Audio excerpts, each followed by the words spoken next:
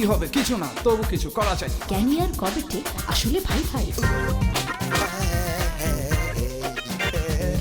শীতের সবজি ভালো, শরতে কাশবন, বৃষ্টিটা ভেজা বাড়ি, বসন্তে উড়ুমন, গরমে সরম লাগে, গলাটা হাঁসফাঁস। নিয়মে নামতে হবে। 2 দুগুণে 5,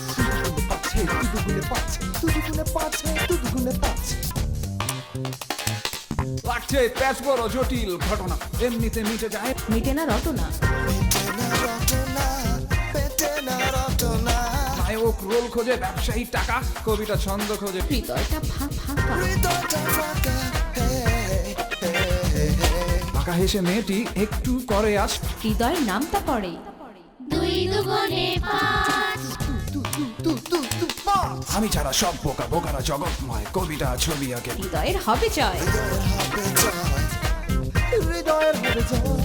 প্রেমিকেরা তৃণভোজী, পার কিছু বই খাস, মেয়েটা ঠিক জানে। অপেক্ষা 12 মাস।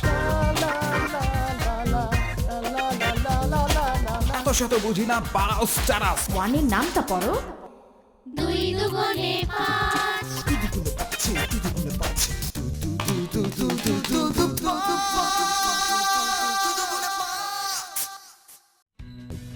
মকবুল সাহেব যেই গণদাওয়াতের আয়োজন করবেন তার ইস্যুটা হবে নাম পরিবর্তন। বাবা মাকে পাহারা দেওয়ার কি আছে? এইটা হইল গিয়ে নিরাপত্তার সাথে সংশ্লিষ্ট। নায়ক মান্না মান্না হয়ে সাথে আপনার এত খাতির। আরে মিয়া খাতিরের দেখছো কি? ফ্লোরে আইছো। ইদানিং তোমার গতিবিধি আমার একদম ভালো লাগছে না। ম্যানেজার তোমার কাছে ঘন ঘন আসে, কেমন যেন চোরের মতো। ব্যাপারটা কি বলো তো? দারুণ একটা আইডিয়া মাথায় এসেছে। কে স্ট্যাটাসের একটা গরু জবা দিয়া মহল্লার সব লোককে যদি খাওয়ানো যায় তাহলে স্যারের স্ট্যাটাস এক লাফে কোথায় গিয়ে দাঁড়াবে আপনি বুঝতে পারছেন? স্যারের চেহারা, ম্যানেজারের চেহারা আর হেগো চাল চলন দেখে বুঝবার চেষ্টা করবো তারা কি করতে যেতেছে। না, নাম বদলামো ঠিকই, তবে সুপোজে এইটার ইস্যু বানাইলে পাবলিকে হাসাহাসি করতে পারে, পিছন থেকে কইতে পারে বুড়া বয়সে মকুল ব্যাপারীর হাকিং হইতেছে। ও তাই তো। নতুন একটা বুদ্ধি বার করো, গরু জবা আমি দেবই দেব।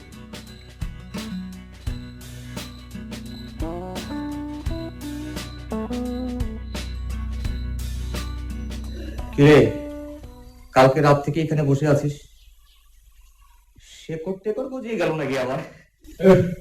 ডিস্টার্ব করিস না তো।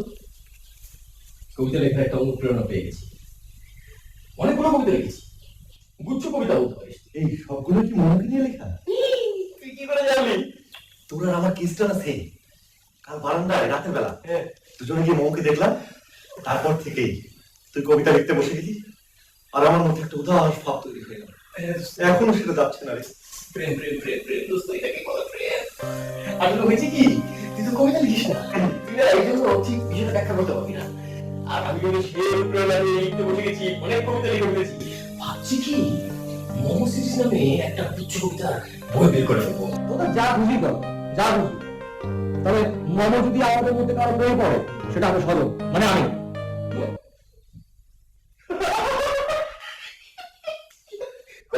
কবিতা লিখছি আমি, প্রেমে পড়ে তোমার কবিতা। আজকাল সমস্ত কবিতা কেউ পড়েও না। মনের মতো একটা সুন্দরী মেয়ে স্বভাবতই আমার মতো সুদর্শন একটা ছেলের প্রেমে আকৃষ্ট হবে। আর তাছাড়া আমি বাংলার 1 নম্বর নায়ক।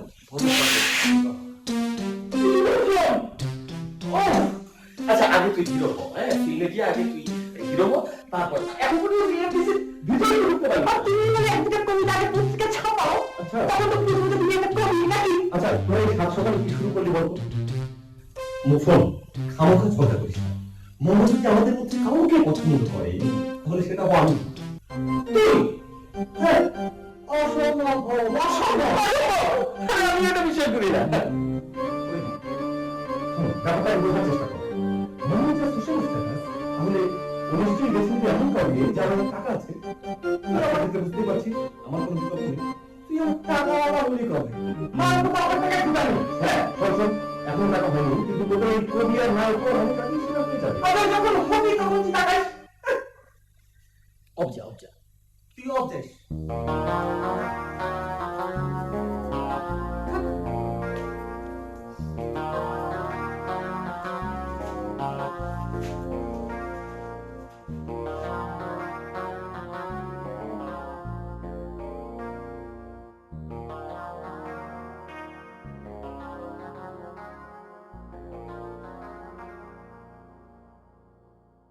অফিস যাচ্ছ? দিলা তো পিছন থেকে ডাক। অফিসে যাবো না তো কই যাবো? কখন ফিরবে? ফিরবো প্রত্যেকদিন যে সময় ফিরবো সেই সময় ফিরবো। ইদানিং কিন্তু খুব রাত করে ফিরছো তুমি। তো অফিসে কাজ থাকলে কি করুম? তোমার চালচলন খুব সন্দেহজনক মনে হচ্ছে। কি করলা তুমি? এতদিন সংসার করার পরে এই কথা বলতে পারলা? পুরুষ মানুষকে কখনো বিশ্বাস করতে নেই, তার উপর হাতে যদি টাকা পয়সা বেশি থাকে। তুমি আমার এই কথা বলতে পারলা? কেন, ভুল বললাম নাকি? তুমি পুরুষ মানুষ না? তোমার হাতে টাকা পয়সা নেই? আস্তে কথা বলো, আস্তে কথা বলো। টাকা পয়সার কথা জোরে বলতে না। চারিদিকে ইনকাম ট্যাক্সের লোক ঘুরঘুর করে। আসতে বলার কি আছে? ইনকাম করলে ট্যাক্স তো দিতেই হবে, নাকি সেখানেও ফাঁকি দাও? সেইটা আমি তোমারে বলতে যাবো কেন? ব্যবসার গোমর আমি বাসায় আলোচনা করি না। আজকাল অনেক কিছু তুমি আমার সঙ্গে আলোচনা করো না। এই সব বলে তুমি কি বুঝাইতে চাইতেছো? অস্বীকার করতে পারো অফিস ছুটির পর ম্যানেজারের সঙ্গে দরজা বন্ধ করে তুমি গুজুর গুজুর ফুসুর ফুসুর করো না? এই সব কথা তোমার কে কইছে? কে বলেছে সেটা বড় কথা না, ঘটনাটা সত্যি কিনা বলো। ইয়ে মানে ব্যবসার বাইরে আমাদের নানা বিষয় নিয়ে মাথা কামাইতে হয়। সেখানেই তো আমার সন্দেহ, না জানি কি করার প্ল্যান করছো তুমি। যখন করুম তখন নিজের চোখেই দেখতে পাইবা।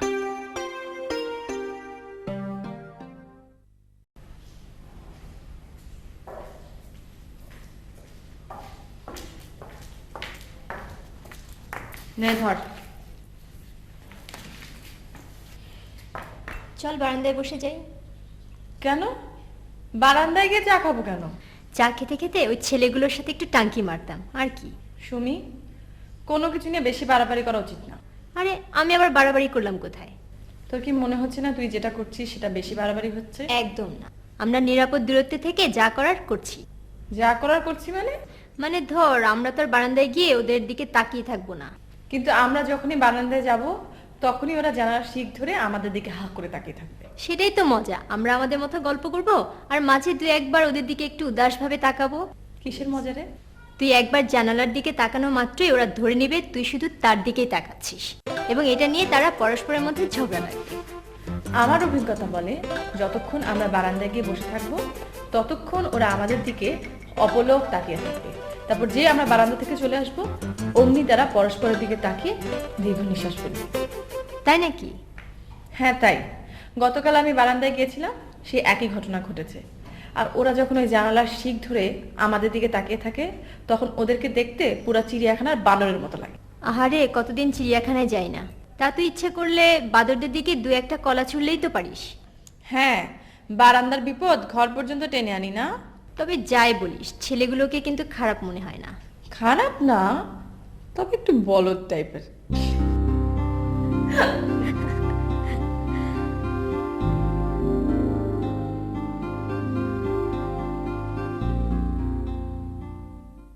এগুলি কি?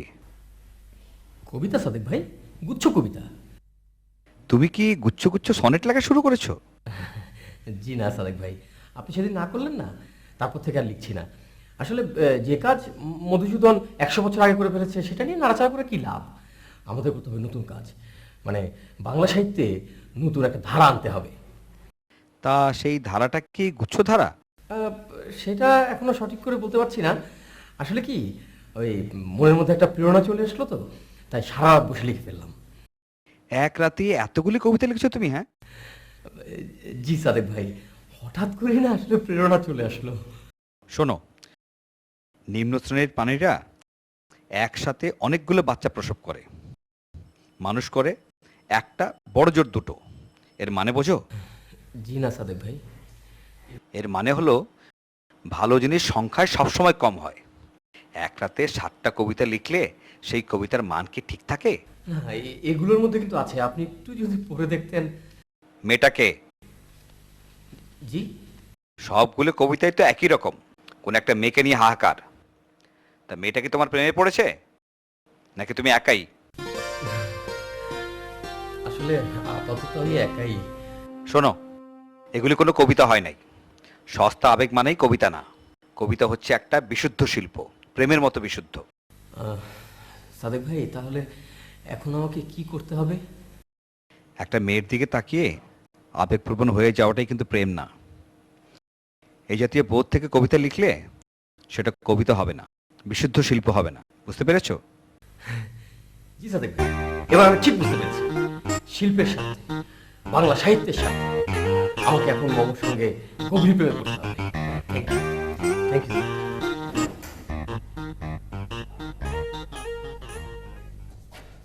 কি ব্যাপার, সকাল থেকে এ পর্যন্ত একবারও স্যারের রুমে গেলেন না?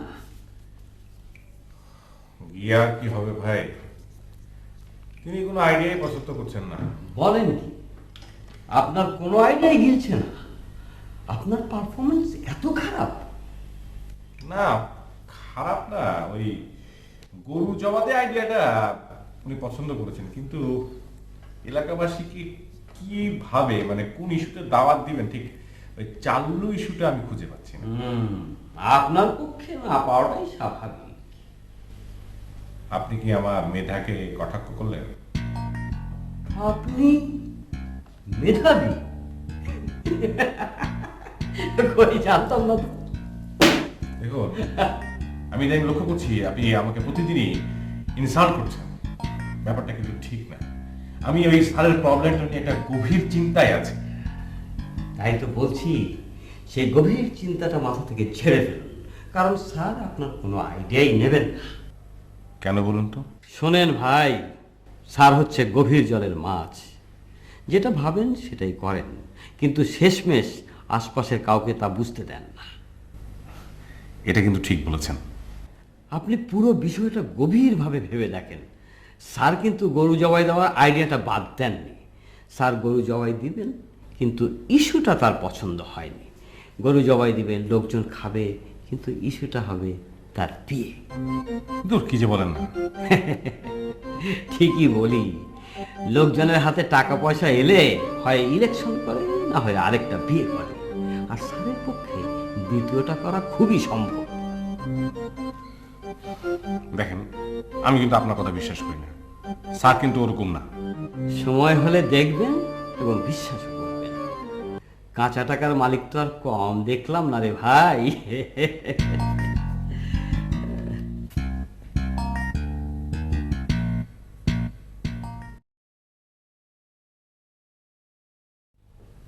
তুই তো এতদিন একটা কোনো ক্লুই বের করতে পারলি না।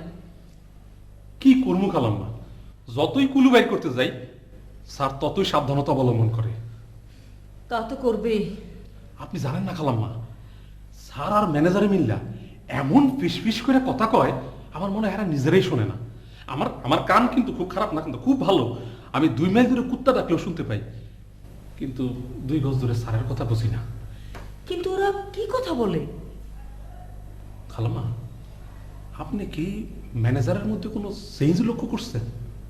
হ্যাঁ, কেমন যেন সতর্ক হয়ে চলে। রাইট, কেমন বিলাইয়ের মতো একেবারে, হাঁটলেও শব্দ হয় না, আর চেহারার মধ্যে কেমন যেন একটা চোর চোর ভাব এসে পড়ছে। আমার মনে হয় কি খালাম্মা, ওই ম্যানেজারই স্যারের কুবুদ্ধি দিয়া কুপথে চালনা করতেছে। তুই তো এখনো পর্যন্ত কিছু জানতেই পারলি না। জানতে না পারলে বুঝতেও যে পারি নাই, এটা কিন্তু তা না খালাম্মা। কি বুঝেছিস? সিকিউরিটি আইনে কনফার্ম না হয়ে কিছু বলা যায় না, আমি তাই আপনার কিছু বলতেছি না আর কি। তুই কি কিছু সন্দেহ করছিস?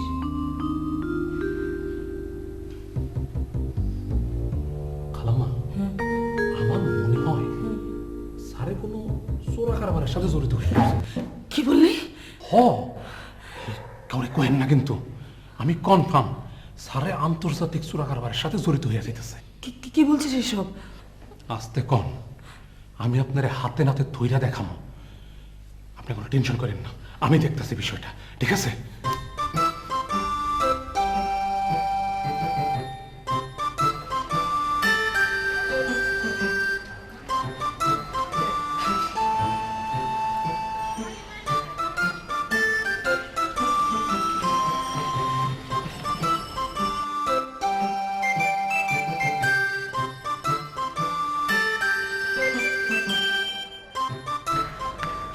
আসসালামু আলাইকুম।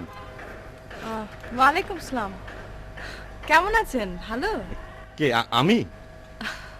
হ্যাঁ, আপনি? জি ভালো। আপনি কেমন আছেন? আমিও। আপনাদের বাকি দুজন কেমন আছে? ও ভালো আছে। ও, আপনার নামটাই তো জানা হলো না। আমার নাম? জি। আমার নাম আসাদুল হক রিপন। আমি মম। জানি। আর বাকি দুজনের নাম কি? বাকি দুজনের নাম আশিক আর সজল। বেশ স্মার্ট নাম তো। ও আপনাকে তো একটা কথা বলাই হয়নি। কথা? কি কথা? ওই আপনাদের দুজনের একজন সেদিন আমাদের বাসায় এসেছিল। বলেন কি? আমি তো জানি না। কেন, আপনাকে কেউ বলেনি? না তো। কুতুব ভাইয়ের সাথে তো অনেকক্ষণ গল্প করে গেছে। আচ্ছা, চেহারাটা কেমন বলেন তো? আসলে আমি তো সেদিন সেখানে ছিলাম না, তাই বলতে পারবো না। আমি যাই, ইউনিভার্সিটিতে যাচ্ছি। আচ্ছা ঠিক আছে, বাই।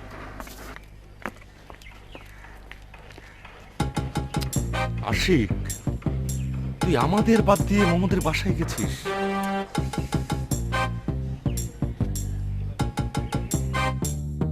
দেখ, তুই কবি বলে যা খুশি তাই করতে পারিস না।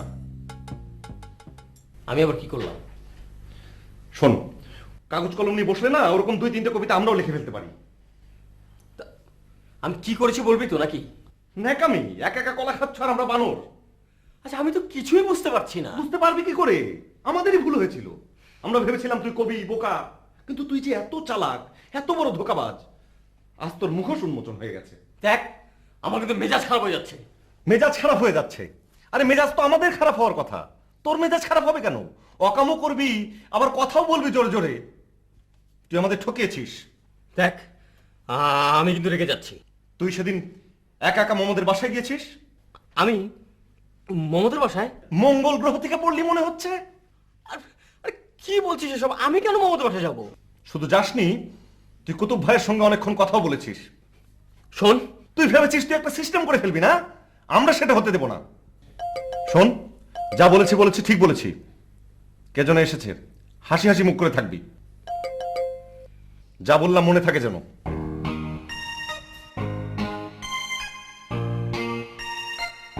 আসসালামু আলাইকুম সুলেমান ভাই। কেমন আছেন সবাই? ভালো ভালো, খুবই ভালো। আসেন আসেন, বসেন। কি ব্যাপার আশিক সাহেব, মনটা খারাপ নাকি? না, এমনি। আসলে কবি সাহিত্যিক মানুষদের মনের মধ্যে একটু উদাস উদাস ভাব থাকে। সুলেমান ভাই চা খাবেন? না না, চা খাবো না, খেয়ে এসেছি। তারপর বলেন কেমন চলছে? আশিক সাহেব, মন খারাপ করেন না। ও, স্যারের আইডিয়াটা পছন্দ হয়েছে, কিন্তু ওই কারণে মানে ওই নাম পরিবর্তন কারণটা ইস্যু করা যাবে না, একটা নতুন ইস্যু বের করতে হবে। অবশ্য স্যার নাম পরিবর্তন করতে চাচ্ছেন একটু গোপনে। আলহামদুলিল্লাহ। নতুন একটা আইডিয়া বের করতে হবে, নতুন ইস্যু, নতুন ইস্যু, নতুন আইডিয়া ভাবতে হবে। এই আশিক, তোর কাছে কোনো আইডিয়া আছে নাকি? না, নেই। হ্যাঁ, আশিক সাহেব রাগ করেন না, আপনি কবি সাহিত্যিক মানুষ, আপনার মনের মধ্যে কিন্তু নতুন নতুন আইডিয়া খেলা করে। বলেন না একটা। পেয়ে গেছি। হ্যাঁ, আচ্ছা, দেশ ও জাতির মঙ্গল কামনায় যদি এই প্রীতিভোজটা করা যায় তাহলে তাহলে কেমন হয়? দেশ ও জাতির মঙ্গল কামনায় প্রীতিভোজ। হ্যাঁ, পছন্দ হয়েছে? হ্যাঁ, অবশ্যই পছন্দ হয়েছে। দেশ ও জাতির মঙ্গল কামনায় প্রীতিভোজ। জি জি। হ্যাঁ, শোনা মাত্রই বুকের ভেতর, মনের ভেতর দেশপ্রেম জেগে উঠেছে।